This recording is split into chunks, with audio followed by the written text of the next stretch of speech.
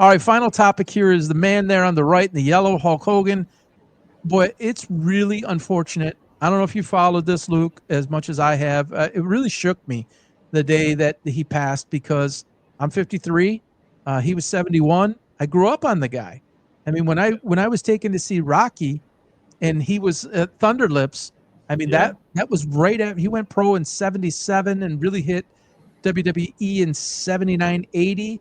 You know, I was 8 years old. I grew up on the guy, and the Hulkster, and Say Your Prayers and Eat Your Vitamins, and the larger than life figure, the real American hero. It was, he beat the Iron Sheik in 1984 at Madison Square Gardens when it was the USA versus Iran, and so many. Andre the Giant, 87, I believe it was.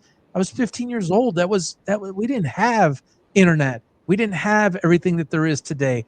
So wrestling was huge in my life back then, and he was at the top of that heap. And there were a lot of guys, right? I was a big Jimmy Snuka guy. I don't want to weird out here.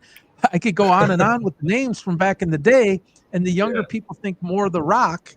And then they fought in '02, wrestled in you want to call it whatever you want to call it, in '02 to be the greatest, the GOAT, greatest of all time, and Hogan won.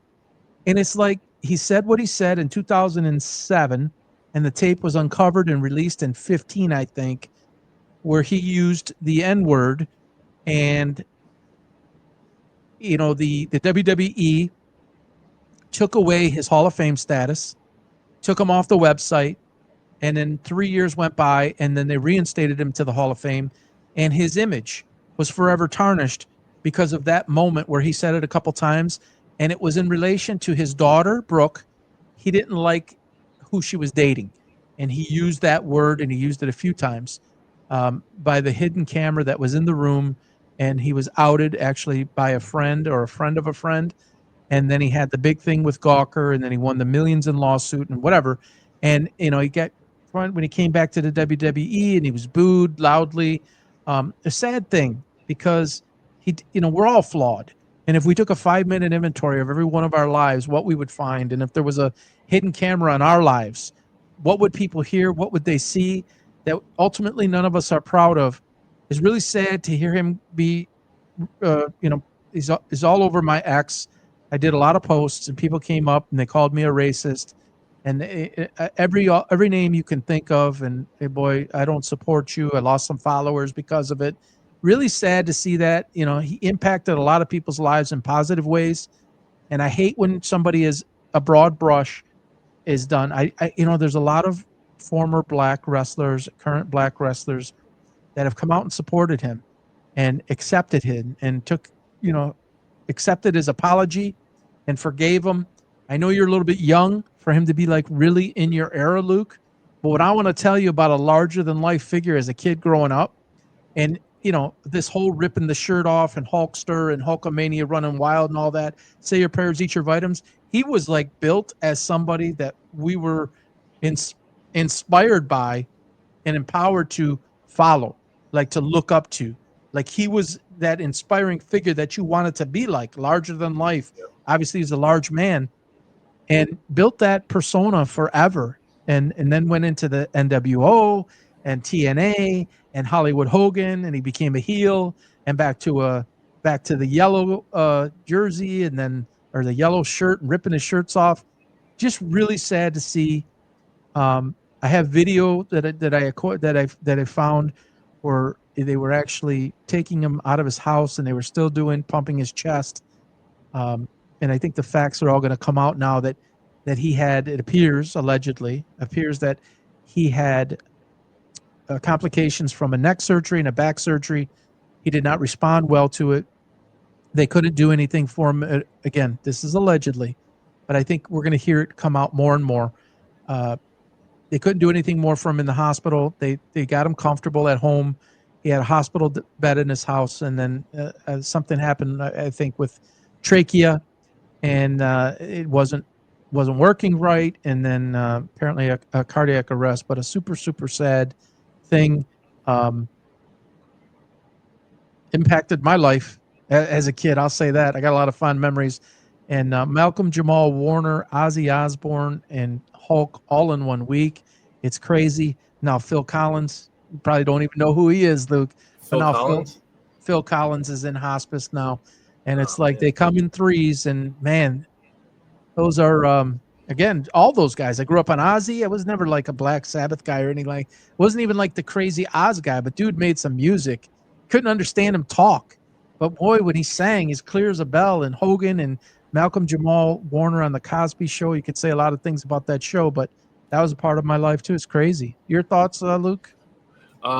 Yeah, my brothers are closer in age, or closer to age than you, in How old? age to you than me. How old's your oldest brother? He's 40, Okay, yeah, so so he he was gets it. big in. Yeah, absolutely. And then obviously it filtered down to me, but I was more Triple Later on. H. Yeah, those kind of guys.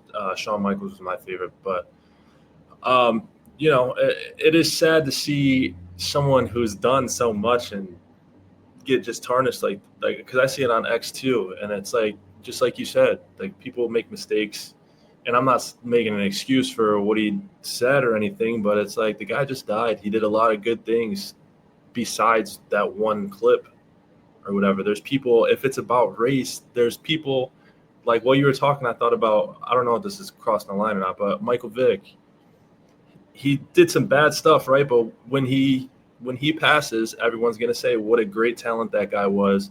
Playing with him in Madden 04, that's what people are gonna remember. Why is this any different? He said the word a few times. Like, Mm-hmm. I don't want to Yeah, downplay that I don't part. condone what he said. Yeah, I don't Right. I don't want to like advocate for it or act like it's not a big deal or whatever. But I'm just saying the other things. He just died. Like, celebrate the good things, appreciate all the things that he did, all the lives that he made just a little bit better. And if I Yeah. remember correctly, he had like a reality TV show too that ran for Yes. a while.